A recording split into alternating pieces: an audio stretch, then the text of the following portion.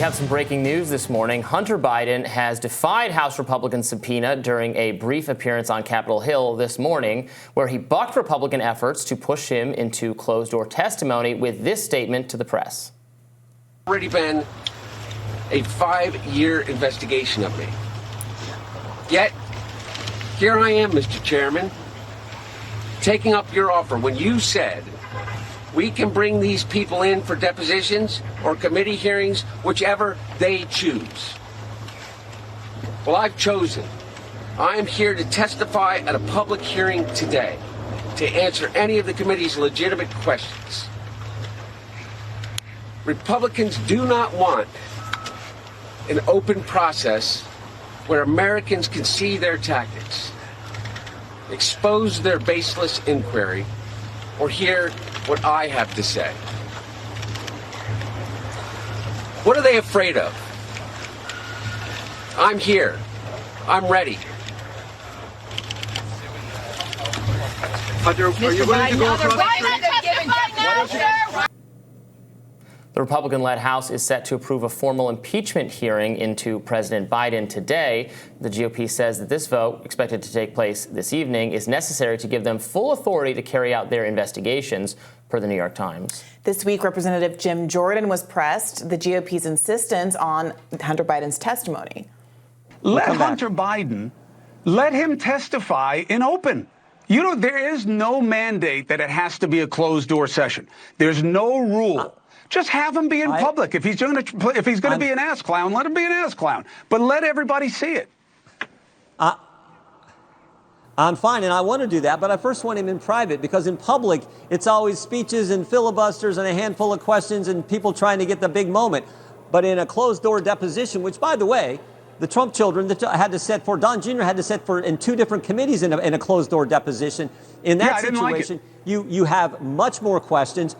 Well, and then if he wants to go public, we want him to go public at that point, that's fine.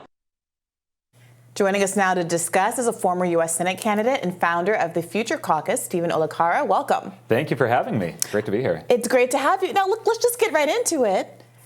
Is Hunter Biden wrong? Is it wrong to say you gave me an opportunity to say if I wanted a private conversation or a public conversation? I've chosen public, and now you're moving the goalpost. Right. Well, first, keep in mind what's going on here is that Hunter Biden is fighting both in the legal court as well as in the court of public opinion.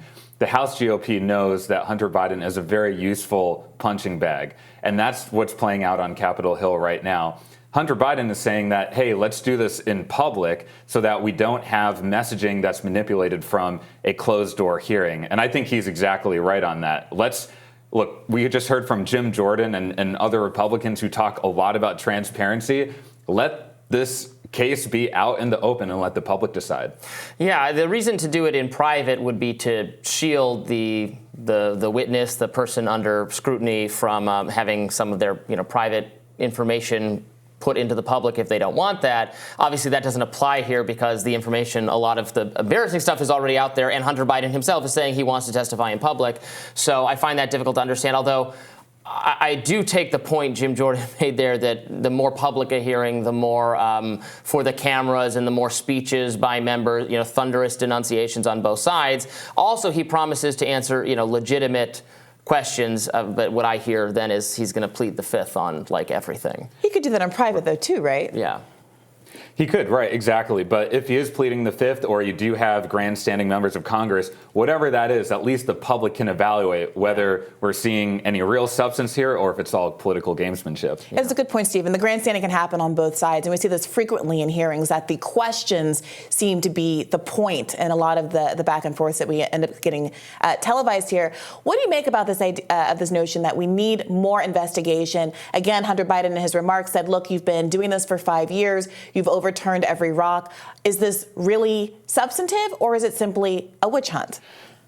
Both, because yes, Hunter Biden has been investigated for many years, over and over and over again. But at the same time, there are reported events that has happened in terms of his business dealings as well as his issue with taxes. And that needs to be looked into. And certainly for any Democrat who looks at this issue and says, well, what about Ivanka Trump and Jared Kushner? Yeah, hell yes, they should be investigated as well. I mean, look at the deals they're doing with Saudi Arabia. The underlying issue here is that the American people don't trust their government.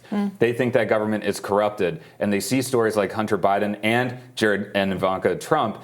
And that needs to be fully investigated. So has it been overkill with Hunter? Maybe, but I do think we need to get to the bottom of this and understand what the real corruption is. Now, keep in mind, Republicans are trying to tie this to Joe Biden, and there has not been any evidence of any involvement of his part. There's a lack of trust that the American people have in their government. And conservatives in particular also have a distrust of law enforcement, including many of the investigators who've handled the Hunter Biden issue so far. The weaponization of the FBI is now a major conservative issue, frankly. There are a lot of questions about how the Hunter Biden tax investigations were handled. Obviously, the judge in the case ultimately deciding that, wow, this is going to be the most blanket protection immunity deal in the history of Earth and might shield him from frankly, more important questions about his relationship with Burisma and whether that did affect, or there was an attempt to affect the Joe Biden foreign policy.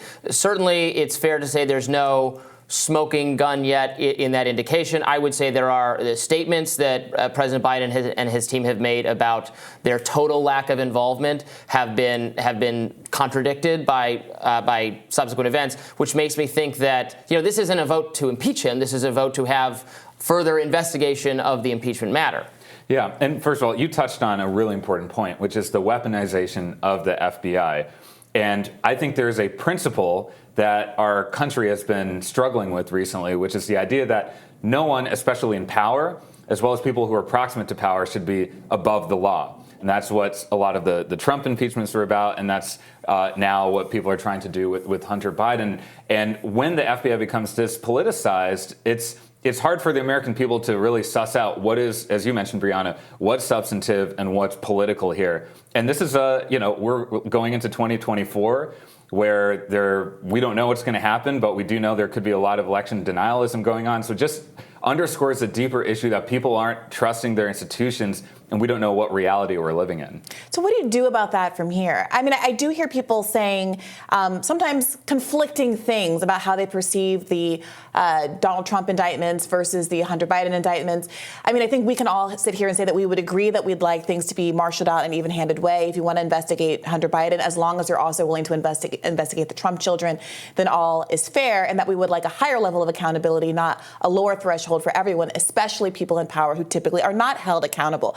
However, as you point out, people are going to the polls in 2024 and thinking about these in such expressly political terms that I think it is affecting people's judgment in some ways and their perception of which ones of these investigations or indictments or prosecutions is fair and which isn't.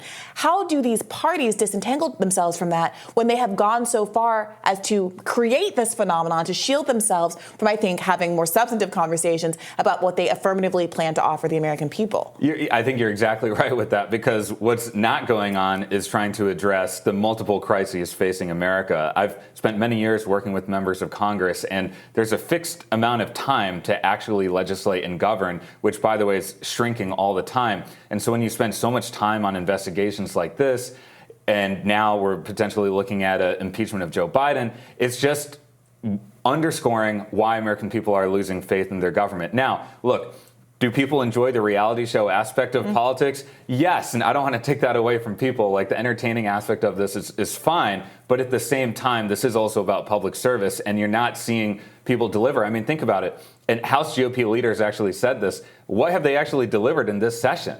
What can the GOP go home and say that we've delivered as leaders of the House of Representatives? And that's what's underneath the issue here, is that this is taking away from that. I mean, but yeah, I mean, what if it's the case that, but what Republican voters want is impeachment investigation into Hunter Biden, punishment or accountability for law enforcement being weaponized, and then probably many liberal Democrat voters on the other side want their top demand, Trump held accountable for January 6th or everything else. If it's up to them, his name doesn't even appear on the ballot, right? Like that's the we talk about more substantive issues, but what if the voters are getting exactly what they want, which is a reality TV style show trial for their political opponents? Partly right, because what's really going on is which American people are you trying to appeal to? Yeah. They are appealing to the narrow slice of primary voters that most members of Congress are beholden to, not to the broad majority of people, which is what I call the exhausted majority. So most people really want to see Congress delivering, but you're exactly right that the narrow party activists that really dominate the process right now, they do want impeachment. They do want investigations. They do want the reality show things that feel good and kind of fire up the base. And so the question is, who are they serving? I think they need to serve most of us and not just the narrow slice of people. All right. Well, thank you so much for joining us today. We really appreciate your commentary. Thank you. Stick around. We'll have more Rising for you right after this.